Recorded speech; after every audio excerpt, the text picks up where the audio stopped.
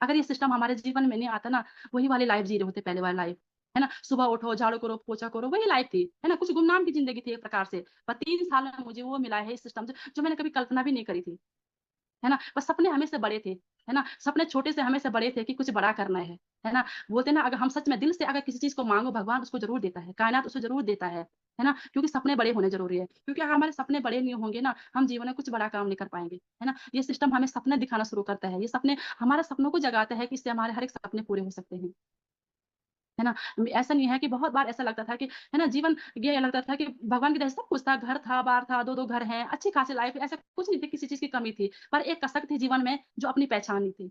है ना? हमेशा यही जानते थे कि उसकी बेटी है, उसकी बहू है, कभी अपने नाम से जाना नहीं जाता था। हमेशा ऐसा होता था नहीं यार उनकी बहू है, उनकी बेटी है, कभी अपने नाम से नहीं पुकारा था। है ना? एक सपना था कि सास-ससुर ने तो बहुत कर रखा है, पर हमने जीवन में क्या करा है? है ना? माँ-बहू ने हमारे लिए बहुत करा है। पर आज मेरे ससुर जी सच में प्राउड फील करते हैं क्योंकि उनका सपना था कि मैं टीचर बनूँ।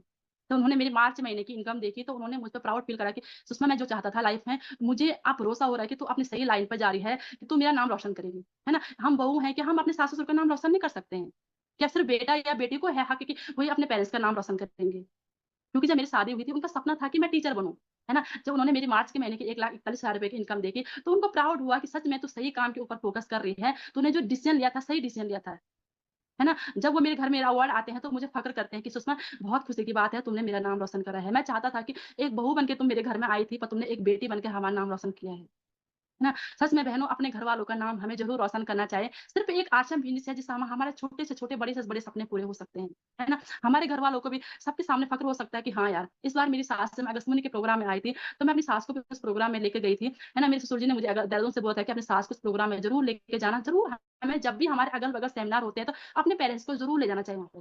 क्योंकि माहौल को देखकर उनकी भी आँखें खुल जाती है। तो मैं अपनी सास को पूछा कि तो आपको घर में आके पूछा कि आपको कैसा लगा वहाँ पे जाके? उन्होंने कहा मुझे बहुत अच्छा लगा है कि मैंने कभी नहीं सोचा था कि मेरी बहू इतने बड़े मंच तक जाएगी, वहाँ पे इतना बड़ा सम्मान होगा, है ना? क्योंकि जब हम अपने पेरेंट्स को वहाँ पर नहीं ले जाते, उनको नहीं लगता है कि ये कुछ बड़ा कर रहे हैं, है ना? जब भी ऐसे प्रोग्राम होता है तो अपने पेरेंट्स को ज़रूर ले जाना चाहिए क्योंकि पेरेंट्स को भी ऐसा लगता है कि हमारे बच्चे जो हैं सही प्लेटफ़ॉर्म पे काम कर रहे हैं।